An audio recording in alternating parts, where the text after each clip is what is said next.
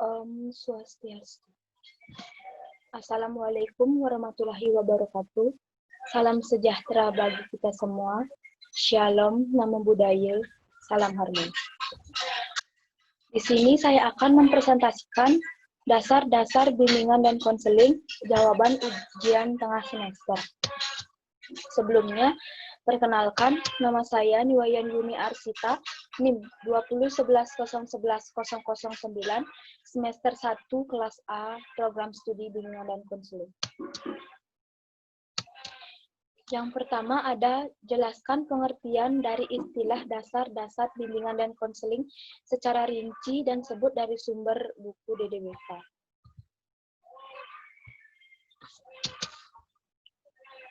Dasar adalah awal mengenal konsep atau mempelajari tahap selanjutnya oleh Darsana 2013 halaman 4, dan dasar adalah penentu untuk melanjutkan pada tingkat yang lebih tinggi dalam melanjutkan suatu teori atau konsep oleh Darsana tahun 2013 halaman 4.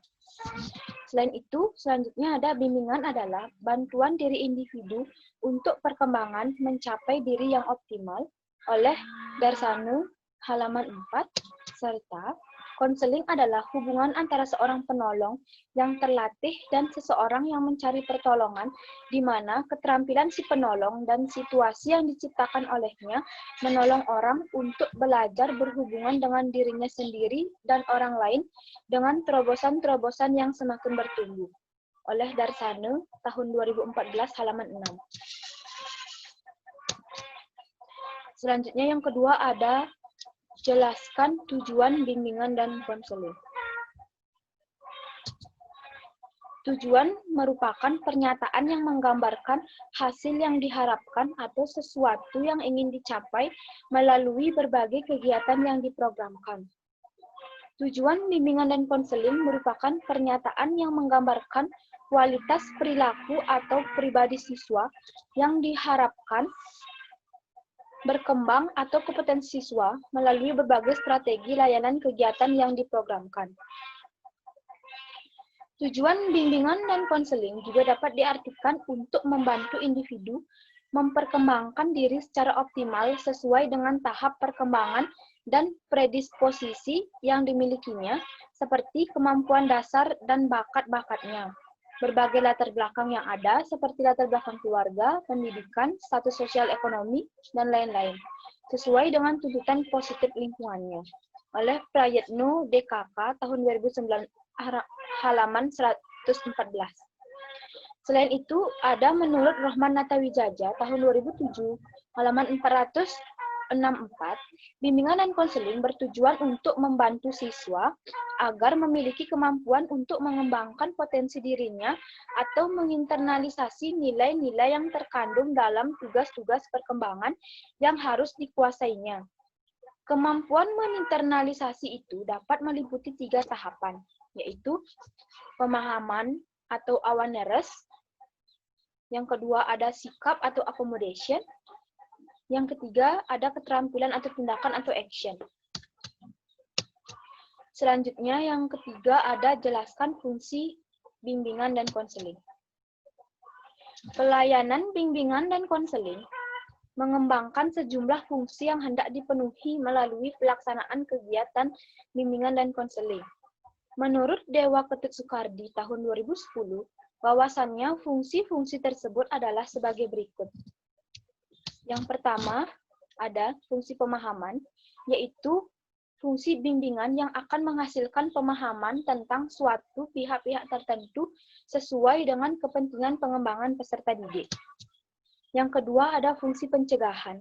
Fungsi pencegahan yaitu fungsi bimbingan dan konseling yang akan menghasilkan tercegahnya atau terhindarnya peserta didik dari berbagai permasalahan yang mungkin timbul, yang akan dapat mengganggu, menghambat, ataupun menimbulkan kesulitan dan kerugian-kerugian tertentu dalam proses perkembangannya.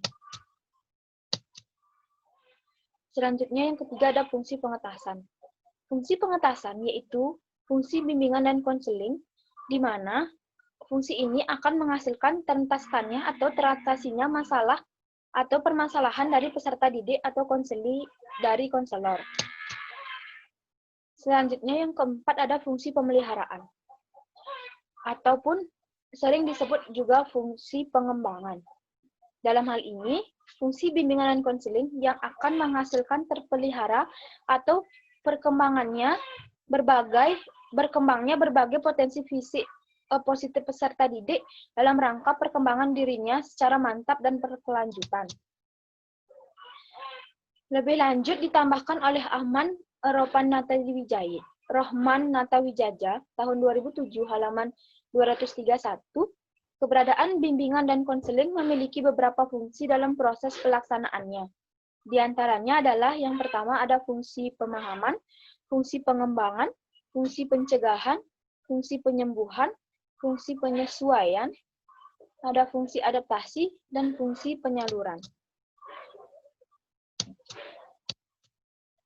Selanjutnya, nomor 4 ada sebutkan asas-asas bimbingan dan konseling.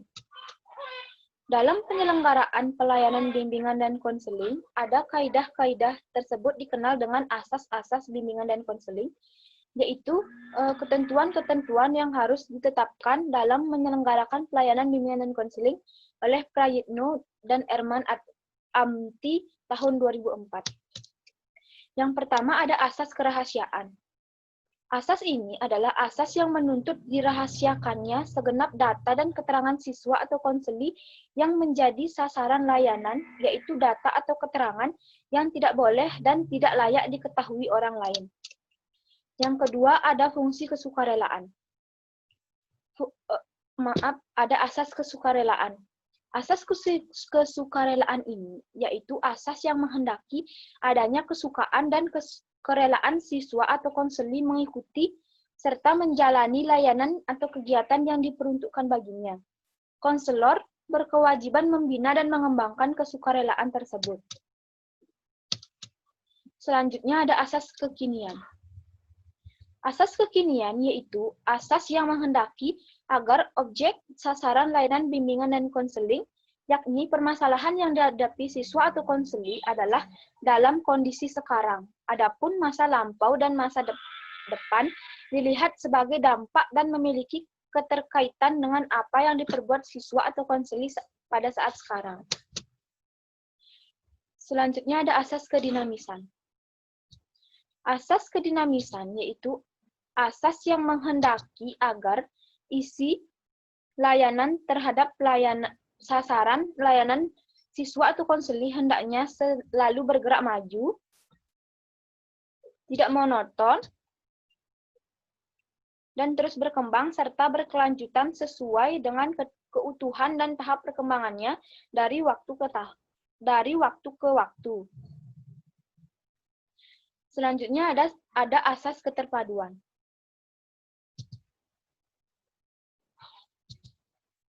Asas keterpaduan ini yaitu asas yang menghendaki agar berbagai layanan dan kegiatan bimbingan dan konseling, baik yang dilakukan oleh guru pembimbing maupun pihak lain, saling menunjang, harmonis, dan terpadu.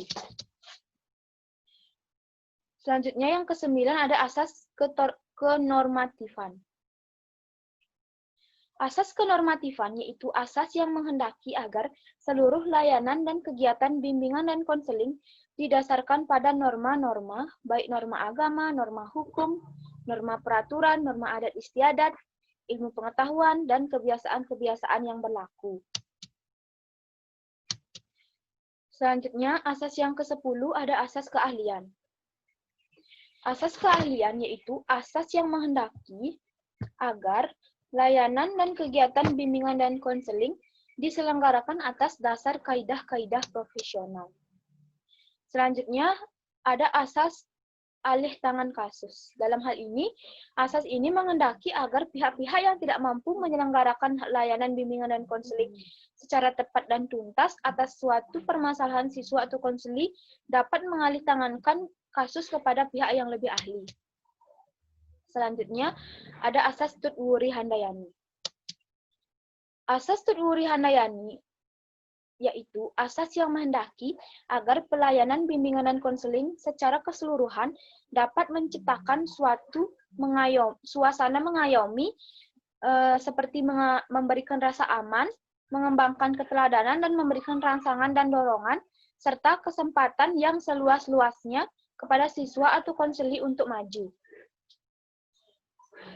Daftar pusaka dari buku Profesor Dr. Ketut Darsana MPD Kons tahun 2013 tentang dasar-dasar bimbingan dan konseling halaman 10-12. Yang nomor 5 ada apa peran dan fungsi bimbingan dan konseling di institusi sekolah.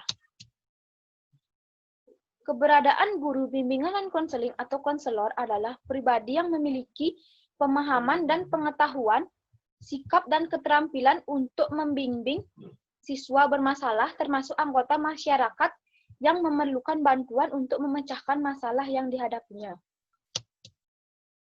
Guru bimbingan dan konseling atau konselor merupakan profesi yang sedang berkembang di negara Indonesia dalam konteks lingkungan pendidikan dan masyarakat. Kehadiran guru bimbingan dan konseling atau konselor akan memberikan warna kehidupan yang lebih baik kepada setiap individu yang memanfaatkan layanan ini dalam menjalani kehidupannya sebagai makhluk Tuhan dan tugas kemanusiaannya. Menurut Gantina Komalasari et al., dalam proses keberadaan konselor berperan mempertahankan 3 kondisi inti atau condition yang menghadirkan iklim kondusif untuk mendorong terjadinya perubahan terapeutik dan perkembangan konseling. Gantina Komalasari, Eka Wahyudi Karsih, tahun 2011, dalam peran tersebut, konselor menunjukkan 1. Sikap yang selaras dan keaslian atau congruence of genuineness, yaitu setiap konselor tidak boleh berpura-pura dalam menjalani setiap proses dalam layanan bimbingan dan konseling. Tampilan wajah, tingkah laku, penyambutan, dan kehangatan yang dibangun oleh konselor harus benar-benar mencerminkan gaya yang tidak berpura-pura. Selanjutnya, penerimaan tanpa syarat atau unconditional positive regards and acceptance, yaitu seorang konselor tidak dibenarkan dalam memilih-milih konseli yang akan diberikan layanan konseling, dan konseli tidak akan diberikan layanan konseling. Bimbingan dan konseling diperuntukkan kepada semua individu yang normal tanpa terkecuali. Konsep ini lahir dari istilah yang sering disampaikan oleh para ahli, yaitu counseling for all, yang artinya konseling untuk semua. Lebih lanjut ditambahkan dengan moto konseling yang disampaikan oleh Profesor Prayitno, yaitu konseling di sekolah mantap, di luar sekolah sigap, di mana-mana siap. Moto ini akan memberikan pemahaman bahwa konselor siap dalam menerima konseli yang normal untuk selanjutnya diberikan layanan bimbingan dan konseling. Selanjutnya yang ketiga ada pemahaman empati yang tepat atau accurate empathic understanding, yaitu dalam proses konseling, empati merupakan salah satu cara konselor dalam memahami kondisi konseli yang sesungguhnya. Dalam menampilkan empati yang diberikan oleh konselor, diharapkan empati yang sesuai dengan perasaan yang sedang dialami konseli. Selanjutnya yang keenam ada jelaskan landasan bimbingan dan konseling. Landasan bimbingan dan konseling yaitu sebagai berikut. Yang pertama ada landasan filosofis. Landasan filosofis yang berlaku di Indonesia adalah Pancasila, yang menjadi arah dalam kita memberikan layanan bimbingan dan konseling, yaitu sebagai berikut. Yang pertama ada landasan ketuhanan. Landasan ketuhanan yaitu landasan yang memberikan kepada setiap orang kebebasan dalam memilih agama atau kepercayaan masing-masing. Landasan ini bersifat universal. Setiap orang memberikan ruang untuk mendapatkan keyakinan masing-masing.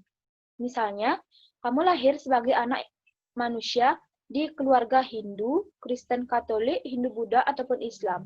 Sebagai konselor harus mengetahui paham keyakinan dan tidak boleh mempertentangkan agama. Kita harus menghormati dan menghargai ciptaan Tuhan melalui pemujaan. Selanjutnya, ada landasan kemanusiaan, yaitu landasan yang harus mensyukuri apapun dalam setiap aspek kehidupan menghargai alam. Kalau kita sudah seimbang, pasti akan adil. Sebagai konselor harus bisa membantu orang-orang di sekitar, contohnya membantu orang tua di rumah. Landasan persatuan, yaitu landasan agar tidak memandang sebelah mata atau memandang rendah pada suku-suku lainnya yang ada di Indonesia.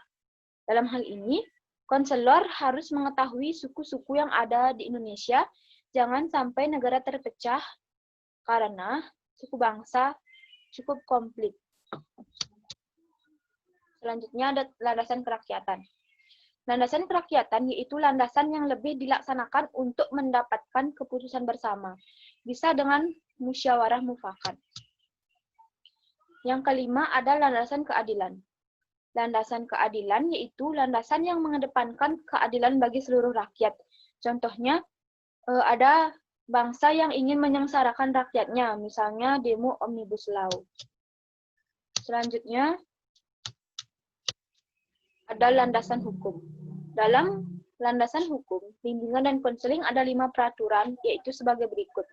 Yang pertama ada keputusan bersama Mendikbud dan BAKN nomor 0433-P-1993 dan nomor 25 tahun 1993 tentang jumlah jabatan fungsional guru dan angka kreditnya. Yang kedua, Peraturan Menteri Pendidikan dan Kebudayaan Republik Indonesia nomor 81A tahun 2013 tentang implementasi kurikulum. Yang ketiga ada Peraturan Menteri Pendidikan Nasional Republik Indonesia nomor 27 tahun 2008 tentang standar kualifikasi akademik dan kompetensi konselor. Dan yang keempat ada Peraturan Menteri Pendidikan Nasional nomor 27 tahun 2008 tanggal 11 Juni 2008 tentang standar kualifikasi akademik dan kompetensi konselor. Dan yang kelima ada Peraturan Menteri Pendidikan dan Kebudayaan Republik Indonesia nomor 111 tahun 2014 tentang bimbingan dan konseling pada pendidikan dasar dan pendidikan menengah. Selanjutnya ada landasan sosial budaya yang ada di daerah Bali. Landasan sosial budaya merupakan landasan yang dapat memberikan pemahaman kepada konselor tentang dimensi kesosialan dan dimensi kebudayaan sebagai faktor yang mempengaruhi terhadap perilaku individu. Lingkungan sosial budaya yang melatar belakangi dan melingkupi individu berbeda-beda, sehingga menyebabkan perbedaan pula dalam proses pembentukan perilaku dan kepribadian individu yang bersangkutan. Apabila perbedaan dalam sosial budaya ini tidak dijembatani, maka tidak mustahil akan timbul konflik internal maupun eksternal yang pada akhirnya dapat menghambat terhadap proses perkembangan pribadi dan perilaku individu yang bersangkutan dalam kehidupan pribadi maupun sosialnya. Di Bali, landasan sosial dan budaya terdapat berupa kearifan lokal yang berupa filsafat yang digunakan landasan dan pedoman dalam kehidupan oleh masyarakat di rumah tangga, di desa adat, dan kehidupan di Bali secara umumnya. Filsafat tersebut yaitu Trihita Karana. Trihita Karana adalah 3 hal yang menyebabkan kehidupan manusia di Bali bahagia. Ketiga hal tersebut adalah suatu budaya atau kebiasaan atau bagaimana manusia Bali melakukan hubungan manusia dengan Tuhan yang disebut dengan parahyangan, hubungan manusia dengan manusia yang disebut dengan pawongan, serta hubungan manusia dengan lingkungan atau alam yang disebut dengan palemahan. Implementasi Trihita Karana yang biasa dilaksanakan oleh masyarakat Bali setiap harinya dalam berperilaku ataupun berkegiatan yaitu sebagai berikut. Yang pertama, parahyangan. Contohnya, sembahyang dan berdoa menurut kepercayaan masing-masing setiap melaksanakan kegiatan ataupun setiap hari. Yang kedua ada pawongan, contohnya membantu orang yang kesusahan. Misalnya dalam pandemi seperti sekarang ini, kita bisa memberikan bantuan sembako kepada masyarakat yang kurang mampu. Yang ketiga, palemahan, contohnya memberikan kepedulian terhadap lingkungan seperti tumbuhan dan binatang, misalnya menanam tumbuhan dan merawatnya dengan baik. Selanjutnya, yang keempat ada landasan ilmiah dan teknologi. Dalam bimbingan dan konseling, kita bisa memanfaatkan ilmiah dan teknologi pada zaman globalisasi seperti sekarang ini. Yang pertama ada aplikasi Facebook. Pengertian Facebook menurut Wikipedia berbahasa Indonesia adalah sebuah situs web jejaring sosial populer yang diluncurkan pada tanggal 4 Februari 2004, serta Facebook didirikan oleh Mark Zuckerberg yang memungkinkan para pengguna dapat menambahkan profil dengan foto kontak, ataupun informasi personal lainnya, dan dapat bergabung dalam komunitas untuk melakukan koneksi dan berinteraksi dengan pengguna lainnya.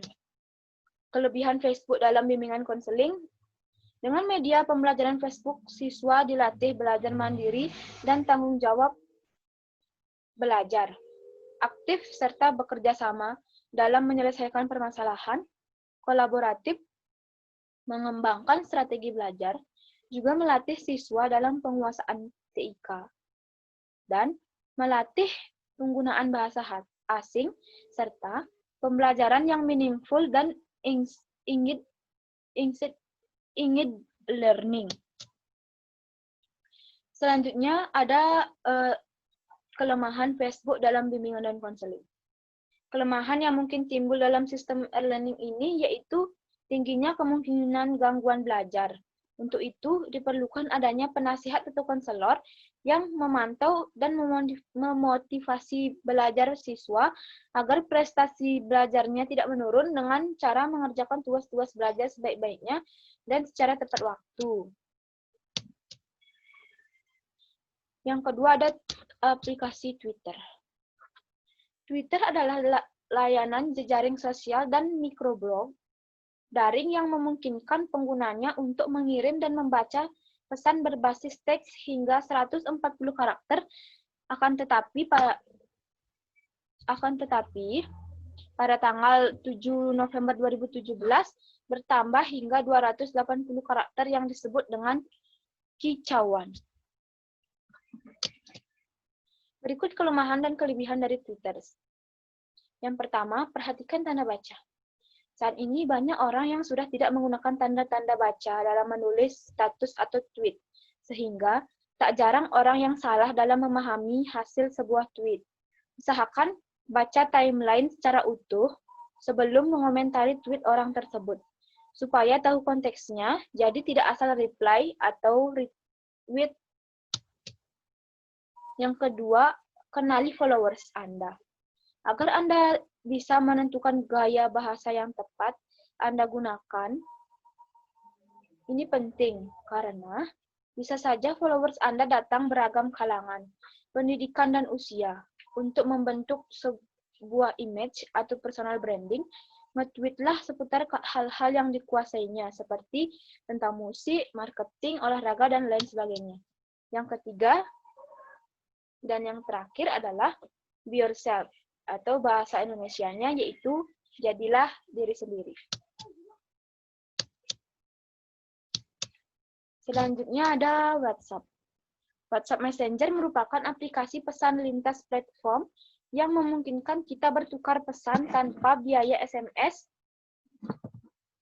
karena WhatsApp Messenger merupakan paket data internet yang sama untuk email, browsing web, dan lain-lain, meskipun merupakan aplikasi pesan instan dan pastinya ada yang unik dari WhatsApp. Yang selanjutnya ada Instagram. Instagram adalah sebuah aplikasi berbagi foto yang memungkinkan pengguna mengambil foto, menerapkan filter digital, dan membagikannya ke berbagai layanan jejaring sosial, termasuk milik Instagram sendiri. Selanjutnya ada Telegram. Telegram adalah aplikasi chat seperti WA, Line, dan lain-lain yang memiliki fitur seperti aplikasi chat pada umumnya, namun memiliki kelebihan tersendiri. Sebagai contoh, Telegram tidak memiliki iklan karena aplikasi ini dibuat oleh organisasi non-profit. Dan ada Line. Line adalah suatu aplikasi yang digunakan untuk kegiatan berkirim pesan atau messenger atau chatting secara gratis di perangkat smartphone. Namun, aplikasi Line sebenarnya juga bisa disebut sebagai aplikasi jaring sosial karena terdapatnya fitur timeline sebagai wadah untuk berbagi status, pesan suara, video, foto, kontak, dan informasi lokasi. Berikut ada kelebihan dari WhatsApp, Instagram, Telegram, dan Line. Yang pertama, WhatsApp memiliki fitur yang bisa dibilang komplit, karena dengan WhatsApp, selain kita bisa berkirim teks, kita juga bisa berkirim gambar, video, suara, dan kerennya lagu.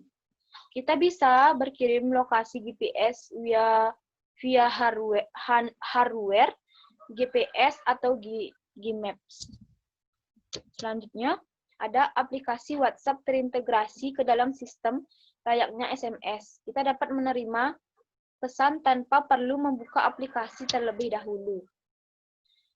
Yang ketiga, aplikasi WhatsApp, Telegram, Instagram, dan lain juga memiliki status pesan yang berupa tanda-tanda tersebut adalah sebagai berikut. Yang pertama, jam merah atau proses loading di HP kita, tanda centang jika pesan terkirim ke jaringan, tanda centang double jika pesan sudah terkirim ke teman chat, silang merah jika pesan gagal. Aplikasi WhatsApp memiliki fasilitas broadcast dan group chat. Aplikasi WhatsApp tidak memerlukan login dan loading kontak atau avatar sehingga dapat menghemat penggunaan bandwidth. Aplikasi WhatsApp dapat dimatikan dan hanya aktif jika ada pesan masuk sehingga bisa menghemat baterai. Selanjutnya ada Google Meet, adalah layanan komunikasi video yang dikembangkan oleh Google. Aplikasi ini merupakan salah satu dari dua aplikasi yang nantinya akan mengganti Google Hangout. Yang lainnya adalah Google Chat. Google berencana akan mulai menghentikan Google Hangout pada Oktober 2019. Selanjutnya ada Zoom Meeting.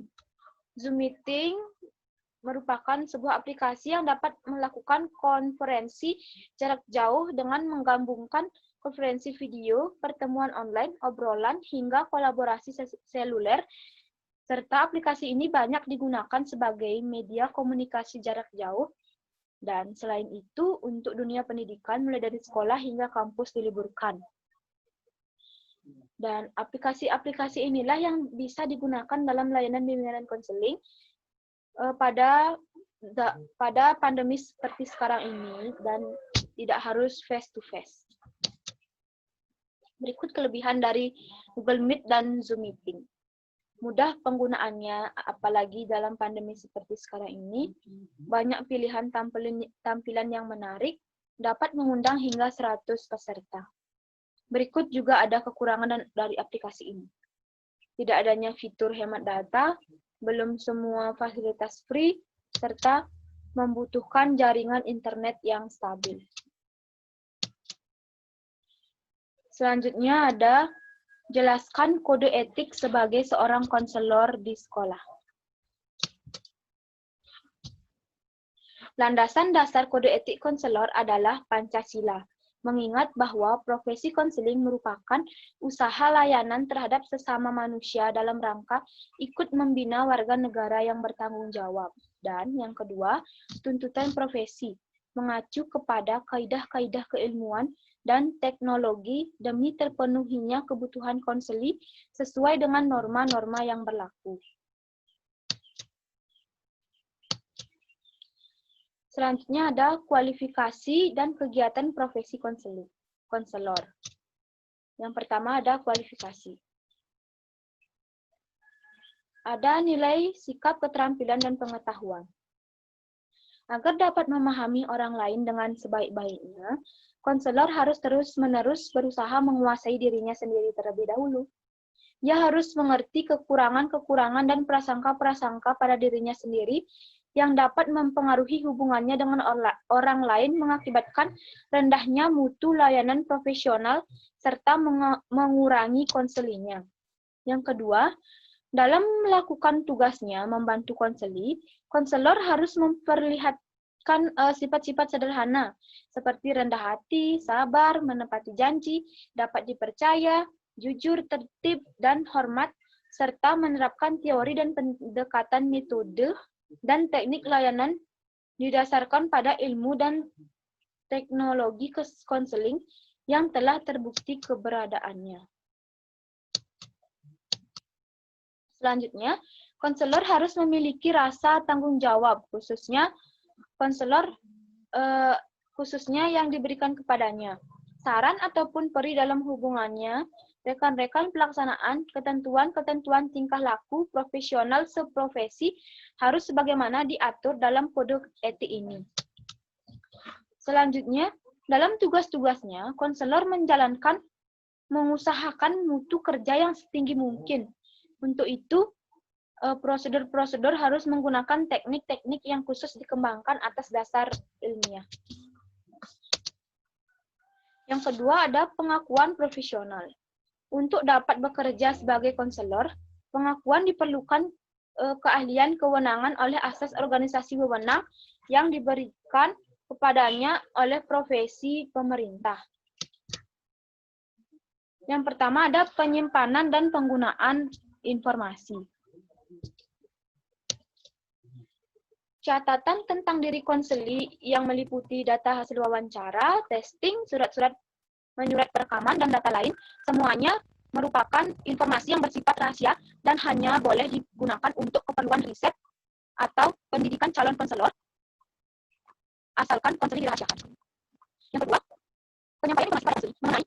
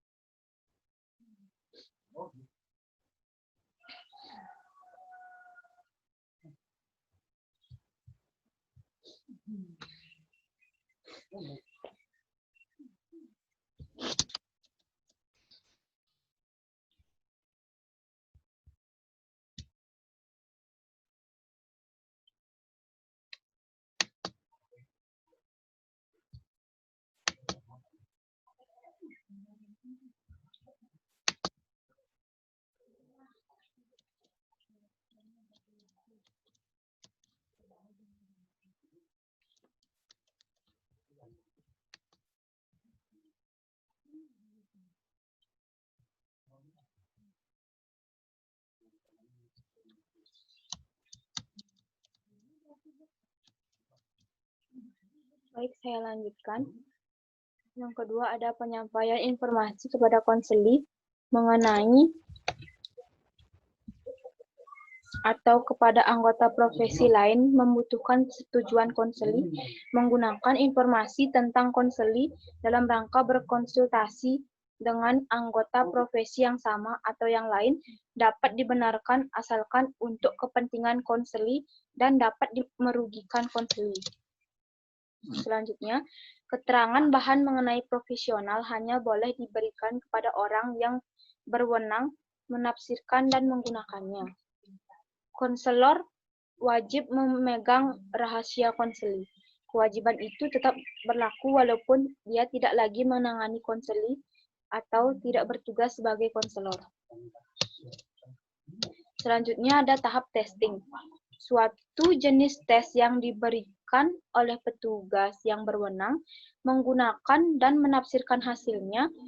Konselor harus selalu memeriksa dirinya apakah ia mempunyai wewenang yang dimaksud, dan testing diperlukan bila dibutuhkan data tentang sifat ciri kepribadian yang menuntut adanya perbandingan dengan sampel yang lebih luas, misalnya tahap inteligensia, minat, bakat khusus, dan kecenderungan dalam pribadi seseorang. Data yang diperoleh dari hasil testing ini harus diintegrasikan dengan informasi lain yang telah diperoleh dari konseli sendiri atau dari sumber lain. Selanjutnya, data hasil testing harus diperlakukan setara dengan data dan informasi lain tentang konseli. Konselor harus memberikan orientasi yang tepat kepada konseli mengenai alasan digunakannya tes dan apa hubungannya dengan masalahnya. Hasilnya harus disampaikan kepada konseli dengan disertai penjelasan tentang arti dan kegunaannya. Hasil testing dapat diberitahukan kepada pihak lain sejauh pihak lain yang diberitahu ini ada hubungannya dengan usaha bantuan kepada konseli yang tidak merugikan konseli. Pengadministrasian suatu jenis harus mengikuti pedoman atau petunjuk yang berlaku bagi tes yang bersangkutan. Selanjutnya ada tahap riset. Dalam melakukan riset di mana tersangkut manusia dengan masalahnya sebagai subjek harus dihindari hal-hal yang dapat merugikan subjek yang bersangkutan. Dalam melaporkan hasil riset di mana tersangkuti konseli sebagai subjek, harus dijaga agar identitas subjek dirahasiakan. Selanjutnya, ada proses layanan. Yang pertama ada layanan individual, yaitu hubungan dengan konseli. Konselor harus menghormati harkat pribadi, integritas, dan keyakinan konseli. Konselor harus menempatkan kepentingan konselinya di atas kepentingan pribadinya. Untuk itu, dia tidak boleh memberikan layanan bantuan di luar bidang pendidikan, pengalaman, dan kemampuan yang dimilikinya. Yang ketiga, dalam menjalankan tugasnya, konselor tidak mengadakan pembedaan atas dasar suku, bangsa, warna kulit, kepercayaan, ataupun status sosial ekonomi. Konselor tidak akan memaksa untuk memberikan bantuan kepada seseorang dan tidak akan mencampuri urusan pribadi orang lain tanpa izin dari orang yang bersangkutan. Konselor bebas memilih siapa yang akan diberi bantuan, akan tetapi dia harus memperhatikan setiap permintaan bantuan, lebih-lebih dalam keadaan darurat atau apabila banyak orang yang menghendaki. Yang keenam, kalau konselor turun tangan membantu seseorang, maka dia akan melalaikan konseli tersebut, walinya atau orang yang bertanggung jawab kepadanya. Konselor harus menjelaskan kepada konseli sifat hubungan yang sedang dibina dan di batas-batas tanggung jawab masing-masing, khususnya sejauh mana dia memikul tanggung jawab terhadap konseli. Selanjutnya, hubungan konselor mengandung kesetiaan kepada konseli, masyarakat, atasan, dan rekan-rekan sejawat. Apabila ganda kesetiaan timbul masalah dalam ini, maka harus kepentingan pihak-pihak yang terlibat dan juga soal diperhatikan tuntutan profesinya sebagai konselor. Dalam hal ini, terutama sekali harus diperalihkan ialah kepentingan konseli. Selanjutnya, apabila timbul masalah antara kesetiaan kepada konseli dan lembaga tempat konselor bekerja, maka konselor harus menyampaikan situasinya kepada konseli. Dan atasannya dalam hal ini, konseli harus diminta untuk mengambil ingin meneruskan hubungan konseling dengannya atau tidak. Selanjutnya, konselor tidak akan memberikan bantuan profesional kepada sanak keluarga dan teman-teman karibnya karena hubungan profesional dengan orang-orang tersebut mungkin dapat terancam oleh kaburnya peranan masing-masing. Dan konseli sepenuhnya berhak mengakhiri hubungan dengan konselor meskipun proses konseling belum mencapai suatu hasil yang konkret.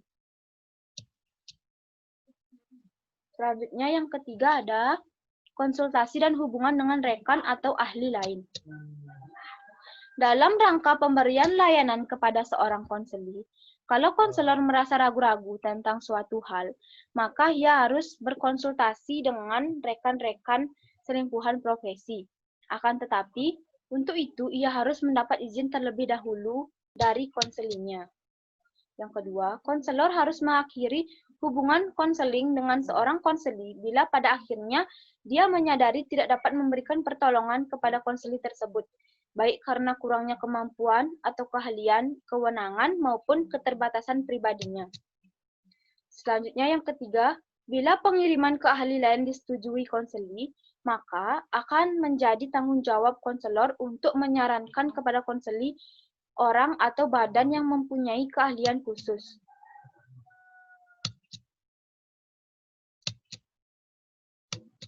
Selanjutnya yang keempat, jika dalam rangka pekerjaan dalam suatu lembaga konselor tidak cocok dengan ketentuan-ketentuan atau kebijakan-kebijakan yang berlaku di lembaga itu, maka ia harus mengundurkan diri dari lembaga tersebut.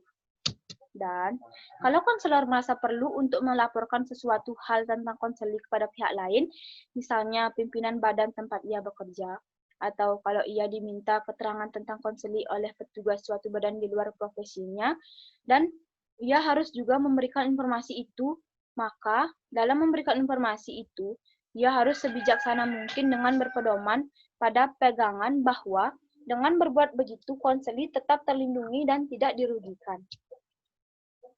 Sekian yang dapat saya presentasikan. Saya ucapkan terima kasih. Om Santi Santi Santi Om. Assalamualaikum warahmatullahi wabarakatuh. Salam sejahtera bagi kita semua.